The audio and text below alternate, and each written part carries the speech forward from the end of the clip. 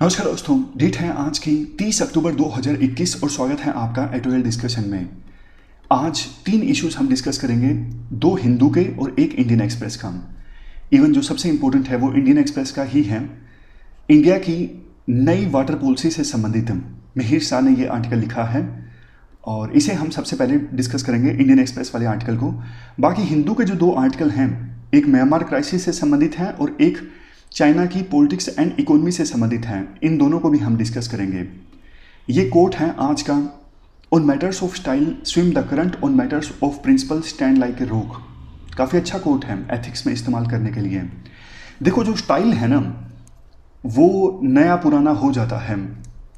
मतलब आज जिस प्रकार के कपड़े पहने जा रहे हैं, जो स्टाइल है, हो सकता है कि वो कुछ दिनों बाद ना रहे, लेकिन जो वैल्यूज़ है ना वो एवरग्रीन हैं। प्रिंसिपल्स जो है ना, जैसे इंटीग्रिटी, ऑनेस्टी, कंपैशन, ये इनके साथ कोई कॉम्प्रोमाइज़ नहीं हो सकता। ये मतलब पहले भी थे, आज भी हैं और आगे भी रहेंगे। जब इनकी बात हो ना तो आप चट्टान की तरह स्टैंड लो कि मैं कॉम्प्रोमाइज़ नहीं कर सकता ऑनेस्टी के साथ, मैं कॉम्प्रोमाइज़ नहीं कर सकता इंटीग्रिटी के साथ। तो थॉमस जेफरसन का ये कोट है जो आप इस्तेमाल कर सकते हो। और मंडे से देखो हम थोड़ा थोड़ा केस स्टडी को भी डिस्कस करना स्टार्ट करेंगे, क्योंकि केस स्टडीज़ हो गया, ऐसे हो गया, ये ऐसी चीज़ें हैं जिनको 10 दिनों में पढ़ के आप इंप्रूव नहीं कर सकते। ये over the period of time थोड़ा थोड़ा डिस्कस करेंगे ना तो नए नए आइडियाज़ आपके माइंड में आते रहते हैं और उस पर्सपेक्टिव से आप सोचना स्टार्ट कर देते हो, जिसका फिर देखने को मिलता है रिफ्लेक्शन जब आप केस स्टडीज़ अटैम्प्ट करते हो। तो मंडे से हम स्टार्ट करेंगे। लास्ट में एक और इम्पोर्टेंट चीज़, कल देखो यूपीएससी ने प्री का रिजल्ट अनाउंस किया और आप में से बहुत सारे लोगों ने प्री क्लियर किया है इस बार। आपको बहुत बहुत कंग्रेचुलेशंस। लेकिन अभी तो देखो सिर्फ एक बैटल आपने जीती है, युद्ध अभी जारी है, टाइम बहुत कम है। मेंस में पूरे जोर शोर से आप मेंस का जितना जल्दी सिलेबस कवर कर सकते हो, रिवाइज कर सकते हो, कर दीजिए, क्योंकि उसके बाद आंसर राइटिंग सबसे ज़्यादा इंपॉर्टेंट है। नॉलेज देखो मैटर नहीं करती, आपको कितना पता है वो एक लेवल के बाद मैटर नहीं करता, लेकिन आप कैसा आंसर लिख पाते हो उसी से पता लगेगा एग्जामिनर को। उसी के बेस पे एग्जामिनर आपको मार्क्स देगा। तो सिलेबस तो कवर हो जाएगा, it's not a big deal, लेकिन आंसर्स की प्रैक्टिस करना वो ज़्यादा इंपॉर्टेंट है। क्योंकि देखो सारा सिलेबस पढ़ लिया, उसके बाद जैसे तैसे हम आंसर्स लिख पाते हैं। हमारी जो अप्रोच है ना वो रिएक्टिव होती है, हम आंसर्स को मैनेज कर पाते हैं सिर्फ। लेकिन आपको ना मैनेज नहीं करना है आंसर को, आपको एग्रेसिवली क्वेश्चन की डिमांड को एड्रेस करना है, वैल्यू एडिशन करना है, अंडरलाइनिंग, वो सारे जो एस्पेक्ट्स होते हैं जो हमने काफ़ी बार डिस्कस किए हैं, जिसकी सहायता से अच्छे मार्क्स आंसर में गेन कर सकते हैं। तो इसलिए सिलेबस तो जितना जल्दी हो सके, 15-20 दिन है, मेंस में सिलेबस जल्दी कवर हो जाता है। क्यों? क्योंकि 5 पॉइंट है। मान लीजिए आपने किसी टॉपिक के पढ़े तो कोई बात नहीं, 5 पॉइंट याद नहीं आ रहा है, 3-4 तो याद आ रहे हैं ना, एक अपने से बना के लिख दिया। प्री में ज़्यादा दिक्कत आती है कि फैक्ट्स भूल जाते हैं, प्री में उन फैक्ट्स के बारे में यूपीएससी ने पूछ लिया। मेंस में दिक्कत कम आती है। एक थॉट प्रोसेस भी आप डेवलप कर लोगे ना, थोड़ा सा भी आपको टॉपिक के बारे में पता है, अपने आप से भी आप लिख पाते हो मेंस के आंसर्स। तो आंसर राइटिंग जो है उस पर ज़्यादा ध्यान दीजिएगा। और अब बात करें उन लोगों की जिन्होंने पूरी मेहनत की और उनके मार्क्स बॉर्डर के इर्द गिर्द थे, मतलब उम्मीद कर रहे थे कि वो शायद लिस्ट में नाम आ जाए, बट फाइनली अब उनका नहीं क्लियर हुआ है। देखो ह्यूमन बींग्स हैं हम, दुख तो थोड़ा होता ही है, पूरे साल की मेहनत है, तो यूं कहना कि नहीं बिल्कुल ही सोचिए मत, ऐसा तो पॉसिबल है नहीं। लेकिन ज़्यादा सोच के कोई फ़ायदा नहीं है। मेंस की तैयारी आप जैसा कर रहे थे वैसा ही मेंस की तैयारी आप करते रहिए, और ये मान के कि जनवरी में मेंस है। इसका फ़ायदा देखो ये होगा, आप एक मेंस लिखने का एक्सपीरियंस ले लोगे। जैसे कुछ स्टूडेंट्स ऐसा करते हैं और उनको बहुत फ़ायदा भी होता है। जैसे बहुत सारे लोगों ने ऐसा किया इस बार, उन्होंने एक्चुअल में प्री नहीं दिया, लेकिन 12:30 बजे जब प्री का पेपर उन्हें मिला तो उन्होंने वैसे ही रूम में बैठ के प्री अटैम्प्ट किया और अपने मार्क्स कैलकुलेट किए, मतलब कीज से। तो उनको एक अंदाज़ा हो गया हम कहाँ स्टैंड करते हैं, बिना अटैम्प्ट लिए उनको एक्सपीरियंस उन्होंने ले लिया प्री का। तो आप ऐसा करोगे ना तो आपका सिलेबस भी कवर हो जाएगा और आपको एक एक्सपीरियंस भी मिल जाएगा। तो जनवरी में जब मेंस है ना, जिनको एक्चुअली मेंस नहीं लिखना है वो भी यही मान के अगर चलेंगे ना कि जनवरी में मेंस हैं, उसी हिसाब से तैयारी करेंगे जल्दी से, उसी हिसाब से एक्चुअल में जब पेपर होगा पेपर खत्म होने के बाद आपके हाथों में जब पेपर आएगा तो आप भी 3 घंटे में उस पेपर को लिखने की कोशिश करोगे, अटेम्प्ट करोगे, तो आपको पता लग जाएगा वेयर यू स्टैंड। और ये जो एक्सपीरियंस है ना, वास्तव में जब आप अगली बार मेंस लिखोगे तो ये एक्सपीरियंस बहुत ज़्यादा काम आएगा। तो आप कोशिश ये कीजिए कि जैसे आप पहले मेंस की तैयारी कर रहे थे वैसे ही मेंस की तैयारी करते रहिए। 1-2 दिन आप जो लेना चाहते हो सेल्फ इवैल्यूएशन के लिए, थोड़ा सोचने के लिए, वो आप ले लीजिए, लेकिन ज़्यादा टाइम वेस्ट करने की आवश्यकता बिल्कुल भी नहीं है। कोई फ़ायदा नहीं होगा टाइम को वेस्ट करने का, बाद में और पछतावा होता है कि मैंने इतना टाइम वेस्ट कर दिया। तो ये गलती आप बिल्कुल मत कीजिएगा।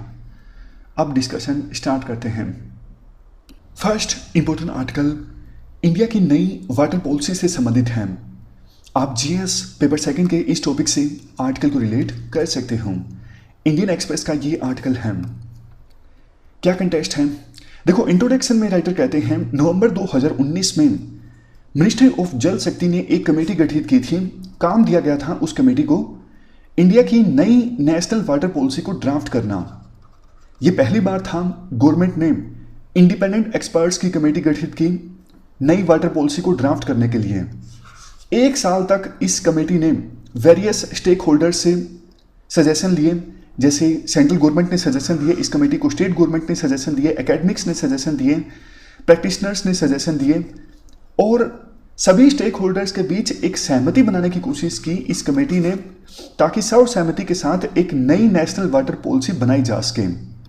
तो अब देखो, हम एक एक करके इस कमेटी ने जो new national water policy suggest की है ना, उसके एक एक करके प्रोविजन डिस्कस करते हैं। सबसे पहले तो इस कमेटी ने अपनी न्यू वाटर पॉलिसी में ये सजेस्ट किया है, अभी देखो सरकार का ये फोकस है कि वाटर सप्लाई को इंक्रीज कर दिया जाए। जहां वाटर की आवश्यकता है अंधाधुंध वहां पे वाटर को इंक्रीज कर दिया जाए, सप्लाई को इंक्रीज कर दिया जाए।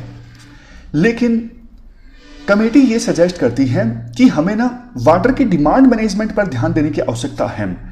डिमांड मैनेजमेंट में ये होता है कि सरकार जो है वो डिमांड को इन्फ्लुएंस करती है, कहां पे पानी यूज होना चाहिए, कहां पे नहीं यूज होना चाहिए, उन सभी चीजों को सरकार के द्वारा मैनेज किया जाता है वाटर डिमांड मैनेजमेंट में।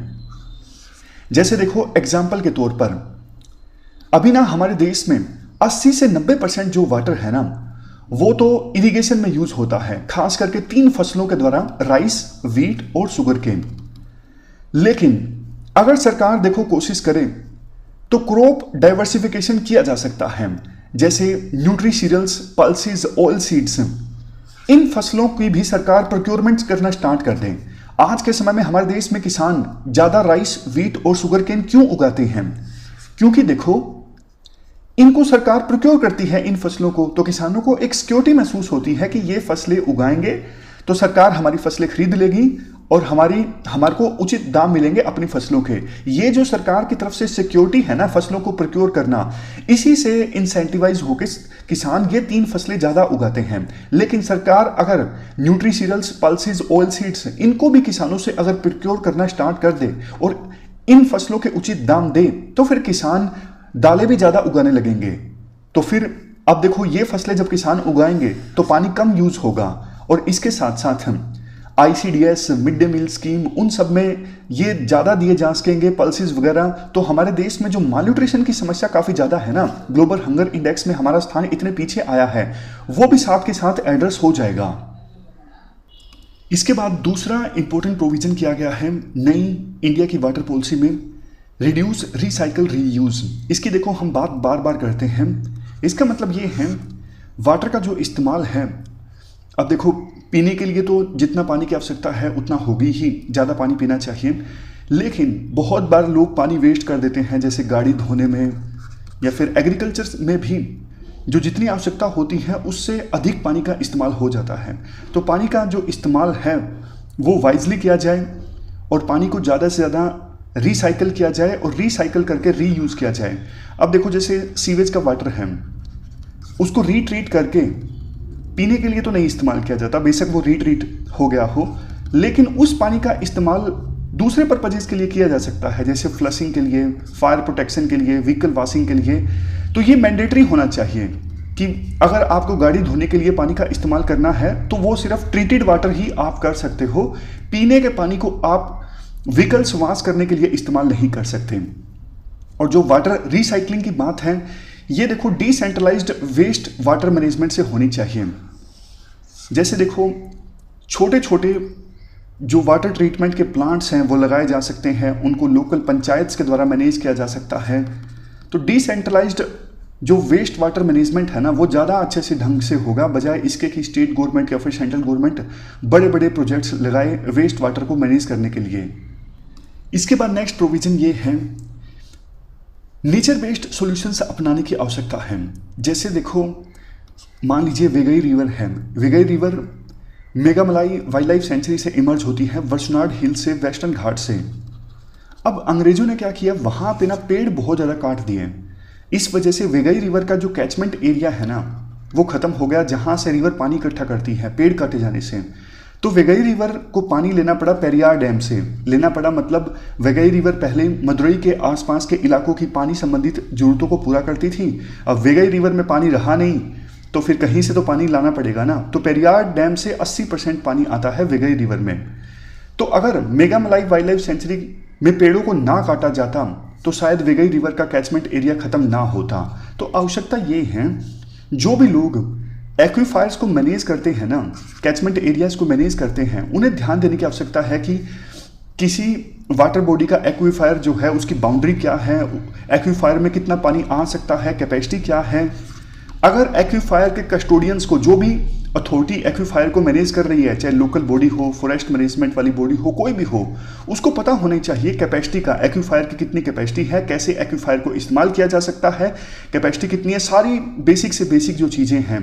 इसके बाद इंडिया की नई वाटर पॉलिसी में रिवर्स के राइट्स की बात की जाती है। जी हाँ, इंडिविजुअल्स के, सिटीजन्स के फंडामेंटल राइट्स की बात तो हम करते हैं संविधान में, नई वाटर पॉलिसी में रिवर्स के राइट्स की बात की जाती है। देखो नई वाटर पॉलिसी में इस बात को रिकॉग्नाइज किया जाता है, हमारे देश में जो रिवर्स बहती है ना उनकी इकोनॉमिक इंपॉर्टेंस भी काफ़ी ज़्यादा है।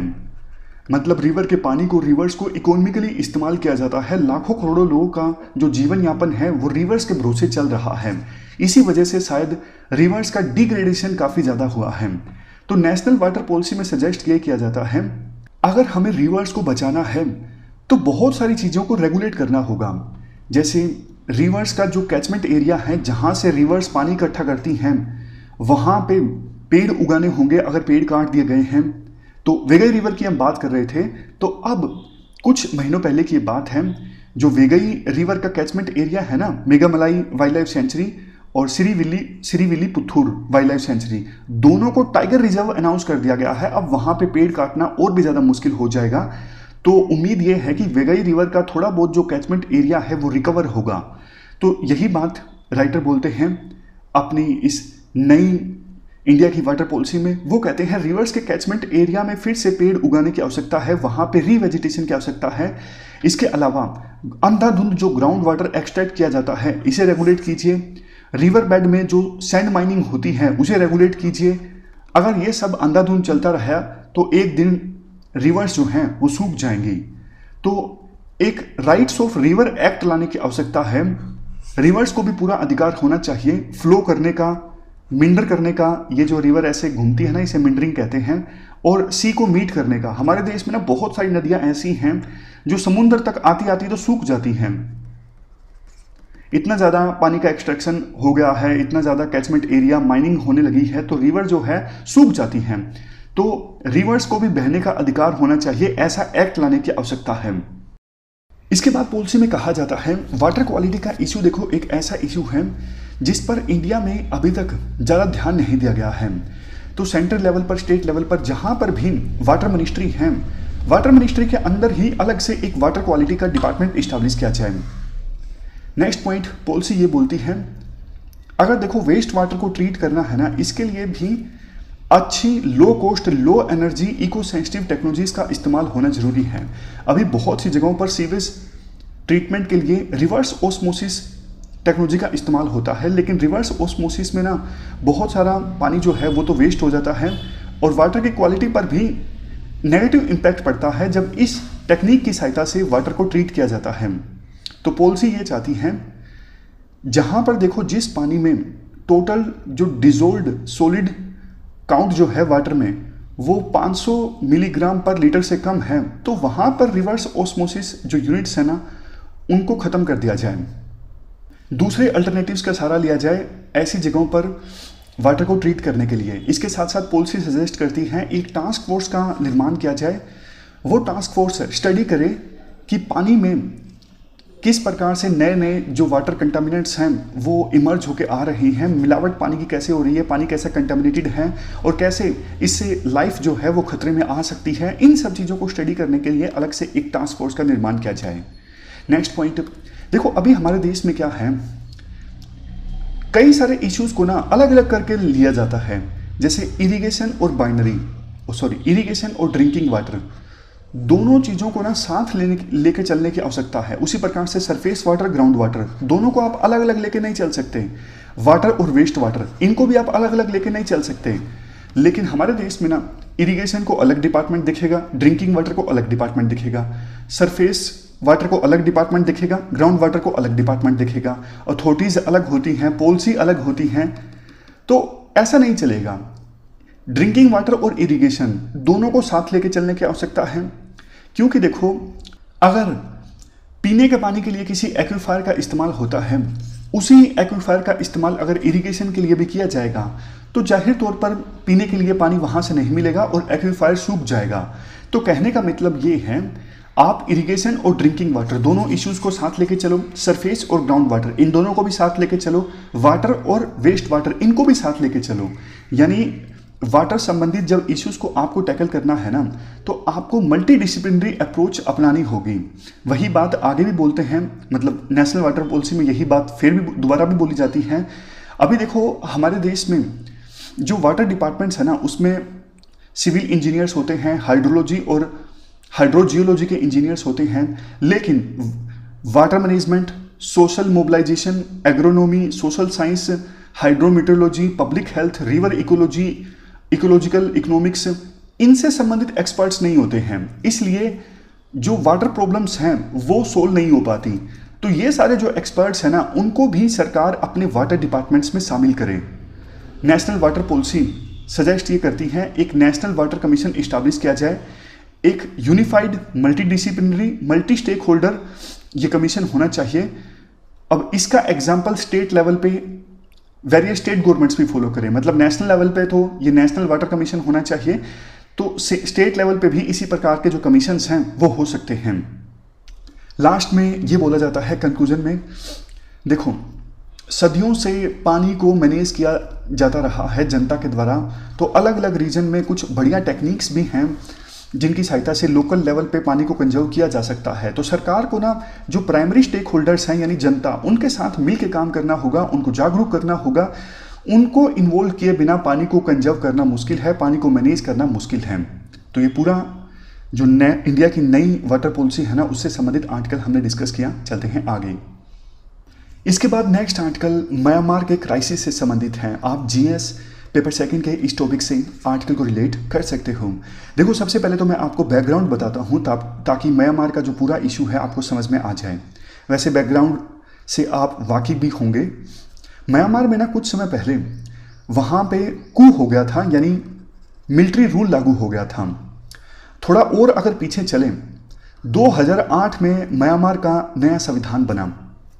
नए संविधान के अनुसार म्यांमार में डेमोक्रेसी आई, वो भी नाम की थी, क्योंकि 25% जो सीट्स हैं वो तो मिलिट्री ऑफिसर्स के लिए आरक्षित थी, बाकी 75% सीट्स पर इलेक्शन हो सकता था। और उसमें भी कंडीशंस ये लगाई गई थी कि ऐसा पर्सन जिसका स्पाउस फॉरेन मूल का है यानी विदेशी मूल का है वो राष्ट्रपति नहीं बन सकता। ये जो कंडीशन लगाई गई थी सू की के लिए लगाई गई थी, क्योंकि उनके जो पति हैं ना वो विदेशी मूल के हैं। तो ये कंडीशन लगा के सू की के राष्ट्रपति ना बन सके ये इंश्योर कर लिया था नए संविधान में। तो पहला जो इलेक्शन था ना 2010 से 15 के बीच में, मतलब जो सरकार बनी थी 2010 में पहला म्यांमार में इलेक्शन हुआ था, वो सू की एनएलडी पार्टी ने नहीं लड़ा था। तो दूसरा इलेक्शन 2015 में सू की पार्टी एनएलडी ने लड़ा और जीता भी। सू की राष्ट्रपति तो बन नहीं सकती थी, क्योंकि संविधान में लिखा गया है जिसका स्पाउस फॉरेन मूल का है वो राष्ट्रपति नहीं बन सकता। तो सू की फॉरेन मिनिस्टर बन गई, काइंड ऑफ जैसे इंडिया में यूपीए सरकार के दौरान था। मतलब सोनिया गांधी हालांकि मिनिस्टर भी नहीं थी, वो तो वैसे रूल चला रही थी। असली पावर मतलब कहा जाता है उन्हीं के हाथ में थी।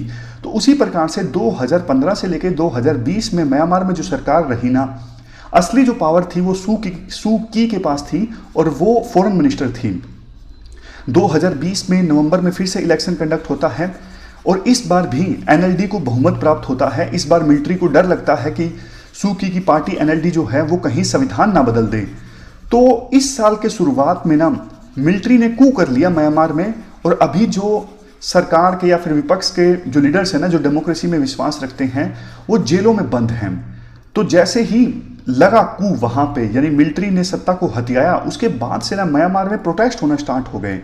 प्रोटेस्ट तब से चले ही आ रहे हैं। 1000 से ज्यादा लोगों की जानें जा चुकी हैं इन प्रोटेस्ट में। हालांकि देखो, पहले तो सू की उनको पहले भी लंबे समय तक जेल में बंद करके रखा गया था, तब तो पीसफुल प्रोटेस्ट होता था। लेकिन इस बार जो प्रोटेस्ट है ना, वो पीसफुल नहीं हो रहा है। इवन जो विपक्षी पार्टीज है ना, उन्होंने सू की पार्टी के साथ जो सरकार में थी, सबने, यानी जो डेमोक्रेसी में विश्वास रखती हैं, सभी पॉलिटिकल पार्टीज ने मिलकर एक यूनिफाइड फ्रंट वहां पे बनाया है। और इवन आर्म्ड स्ट्रगल भी चल रहा है मिलिट्री के अगेंस्ट। सोच के देखिए, आर्म्ड स्ट्रगल चल रहा है मिलिट्री के अगेंस्ट, जो अभी सत्ता पर काबिज हैं। तो 1000 से ज्यादा लोगों की अभी तक जानें जा चुकी हैं। एक प्रकार से सिविल वार चल रहा है म्यांमार में। पहले देखो, जो आसियान था, आसियान ग्रुप का म्यांमार के ऊपर थोड़ा बहुत इन्फ्लुएंस है।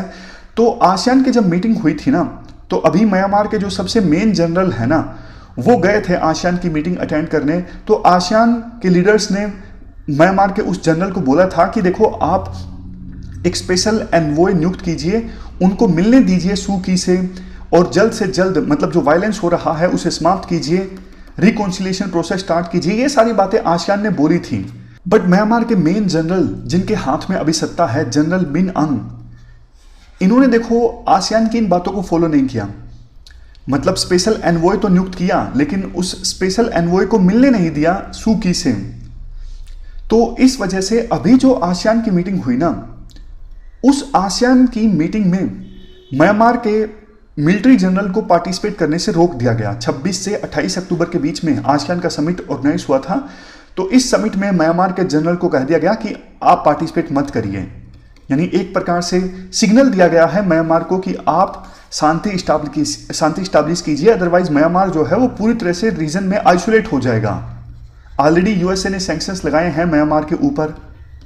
तो आर्टिकल में ये कहा जाता है, कुल मिलाकर देखो, म्यांमार में ना सिचुएशन अभी काफ़ी ख़राब है।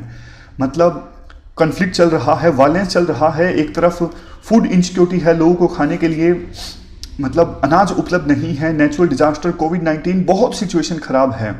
तो जल्द से जल्द अगर म्यांमार में पीस इस्टेब्लिश नहीं हुई, वर्ल्ड लीडर्स जो हैं, अगर म्यांमार के जो जनरल्स हैं उन पर प्रेशर नहीं इस्टेब्लिश कर पाते, तो म्यांमार का जो भविष्य है वो काफ़ी अंधकारमय है। इसलिए जो वर्ल्ड लीडर्स हैं, मेजर कंट्रीज हैं, उनको जल्द से जल्द म्यांमार के संदर्भ में कोई ना कोई एक्शन लेना चाहिए, ताकि म्यांमार में पीस इस्टेब्लिश की जा सके। तो ये पूरा इशू हमने डिस्कस किया। चलते हैं आगे। इसके बाद नेक्स्ट जो आर्टिकल है वो चाइना की पॉलिटिक्स एंड चाइना की इकोनॉमी से संबंधित है। आप जीएस पेपर सेकंड के इस टॉपिक से आर्टिकल को रिलेट कर सकते हो। क्योंकि देखो, चाइना से संबंधित ये आर्टिकल है, तो जो सिर्फ इंपॉर्टेंट पॉइंट्स हैं वही हम डिस्कस करेंगे। जो हमारे एग्जाम के लिए काम का नहीं है वो हम नहीं डिस्कस करेंगे। देखो, अभी ना चाइना की कुछ दिनों पहले की बात है, चाइना की एक बहुत बड़ी रियल एस्टेट कंपनी है एवरग्रैंड, वो डिफॉल्ट कर गई। इससे पहले भी आपने देखा बड़े बड़े टेक जायंट्स पर चाइना की सरकार लगाम लगा रही है। कई सारे ऐसे कानून पॉलिसीज और रूल्स लेके आई चाइना की सरकार। अलीबाबा जैसी कंपनीज को कर्व करने लगे, उन पर लगाम लगाने के लिए, और मोनोपोली को खत्म करने के लिए भी चाइना की सरकार रूल लेके आई है। तब से ये काफ़ी बड़ी बड़ी जो कंपनीज हैं उनकी वैल्यूएशन कम होनी स्टार्ट हो गई है, और काफ़ी कंपनीज तो फेल भी हो गई हैं। तो क्या इससे चाइना को नुकसान नहीं होगा? देखो, होगा, लेकिन अभी चाइना की सरकार की आप मानसिकता समझिए। चाइना की सरकार ना ये नहीं चाहती कि हमसे बड़ा कोई हो। ये जो कंपनीज थी ना, ये इतनी बड़ी हो गई थी, तो ये चाइना की कम्युनिस्ट पार्टी के चुंगल से बाहर निकल रही थी। तो इनसे इनसिक्योर महसूस करती थी चाइना की कम्युनिस्ट पार्टी। इसी वजह से इनको रोकने के लिए चाइना की सरकार ने ये सब कदम उठाए। जैसे वो जैक मा हैं, अलीबाबा के फाउंडर, उनका जो कद है ना, वो मतलब सी चिनफिंग से भी बड़ा होता जा रहा था, हुआ नहीं था। मतलब वो उस ओर अग्रसर था। तो चाइना के राष्ट्रपति शी चिनफिंग जैक मा से इनसिक्योर महसूस करने लगे थे। तभी ये सब जो कदम हैं वो उठाए गए और नारा ये दिया गया कि चाइना की जो ग्रोथ है ना अभी बैलेंस्ड नहीं है। कॉमन प्रोस्पेरिटी का नारा दिया गया है चाइना की कम्युनिस्ट पार्टी ने कि आम लोगों को प्रोस्पेरिटी मिलनी चाहिए। ऐसा नहीं कि कुछ कंपनी तो इतनी बड़ी हो जाए, उनके पास इतना पैसा हो जाए, लेकिन कॉमन जो प्रोस्पेरिटी है वो ना आए। तो कॉमन प्रोस्पेरिटी के नाम पर मोनोपोली को रोकने के लिए ये जो बड़ी बड़ी कंपनीज हैं इन पर लगाम लगाई गई है। अब देखो चाइना की जो इकोनॉमी ग्रो की है ना वो दो फैक्टर्स के आधार पर करी है, एक तो एक्सपोर्ट, दूसरा इंफ्रास्ट्रक्चर। एक्सपोर्ट क्या हुआ, अब चाइना से कम हो रहा है, उतना ज़्यादा प्रॉफिटेबल एक्सपोर्ट नहीं रह गया है। इंफ्रास्ट्रक्चर दूसरा जो पिलर जिस पे चाइना की इकोनॉमी ग्रो करी है, तो इंफ्रास्ट्रक्चर तो चाइना में बहुत बना है, बन भी रहा है, लेकिन इंफ्रास्ट्रक्चर के बनने में बहुत करप्शन हुआ है। जो सरकारी ऑफिशियल्स हैं और जो अमीर लोग हैं उनके बीच नेक्सस देखने को मिला है, जिससे आम जो जनता है ना काफ़ी असंतुष्ट है और ये बात चाइना की कम्युनिस्ट पार्टी को पता है। जैसे ये जो एवरग्रैंड जो कंपनी है ना रियल एस्टेट की जो फेल हुई है, इसके फाउंडर के जो बेटे हैं वो 2012 में एक फरारी कार के एक्सीडेंट में उनका नाम सामने आया था। तो चाइना की बहुत सारी जनता जो है वो ऐसे ऐसे इतने सारे जो अमीर लोग हैं उनसे थोड़ी नफरत टाइप करते हैं और उसी से भुनाने की कोशिश कर रही है चाइना की कम्युनिस्ट पार्टी जो है, और इसीलिए नारा दिया गया है कॉमन प्रोस्पेरिटी। बट दिक्कत देखो ये है, जब ये बड़ी बड़ी कंपनीज फेल होंगी ना, इससे ग्लोबल इकोनॉमी पे भी असर पड़ेगा। जैसे इसी की बात लीजिए, एवरग्रैंड, ये कंपनी फेल हुई। अब चाइना इतना सारा स्टील कंज्यूम करता है पूरे वर्ल्ड में, इतना सारा सीमेंट कंज्यूम करता है, तो ये कंपनी अब जब इंफ्रास्ट्रक्चर नहीं बिल्ड करेगी तो मतलब चाइना में स्टील की कमी होगी, स्टील की कंजम्पशन कम होगी, सीमेंट की कंजम्पशन कम होगी, तो इससे जो ग्लोबल इकोनॉमी है उस पर भी नेगेटिव इंपैक्ट पड़ेगा। वैसे देखो कुछ लोग ऐसे भी हैं कि जो बोलते हैं ये सब जो चाइना में अभी हो रहा है ना वो पॉलिटिक्स से संबंधित है। जैसे ये जो एवरग्रैंड कंपनी फेल हुई है ना, इनका लिंक जियांग जेमिन फैक्शन से है। कम्युनिस्ट पार्टी में एक फैक्शन है शी चिनफिंग के अगेंस्ट, जियांग जेमिन फैक्शन, जो कि पहले प्रीमियर रह चुके हैं वैन जियाबाओ, उनके करीब हैं। तो इसी वजह से चाइनीज सरकार ने ऐसे डिसीजंस लिए जिसकी वजह से ये एवरग्रैंड कंपनी जो है वो फेल हो गई। खैर जो भी हो, ये चाइना की पॉलिटिक्स है, ये पॉइंट इतना ज़्यादा इंपॉर्टेंट नहीं है। तो ये थी हमारी आज की डिस्कशन। आज डिस्कशन में इतना ही है, 3 इश्यूज़ को हमने डिस्कस किया। Thank you very much for discussion.